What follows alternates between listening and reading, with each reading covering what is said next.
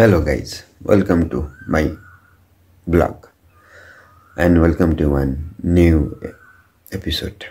यहाँलाई एउटा नयाँ भिडियोमा स्वागत गर्न चाहन्छु। लगभग 7-8 महिना पछाडि म यो भिडियो बनाउन गइरहेको छु। धेरै समय भयो मैले भिडियो बनाउन पाइरहेको थिइन कामको व्यस्तताले गर्दा र आज एउटा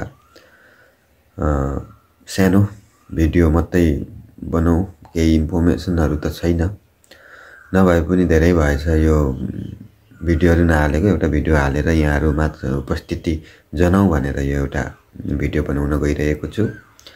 आशा छ यहाँहरुको दिन शुभसँग बितिरहेको छ र आउने दिनहरु पनि शुभसँग बितोस् भन्ने पनि मैले कामना गरे। भिडियोमा अब भिडियो नै बनाइसके पछाडी अलिकति 1-2 मिनेटको भिडियो बनाइ नै हालौं भन्ने हुन्छ। अब यहाँलाई भिडियोमा के इन्फर्मेसन दिने त भन्दा एउटा सानो छोटो मिठो कुराहरु गरिहालौं भनेर यो भिडियो बनाएको हो।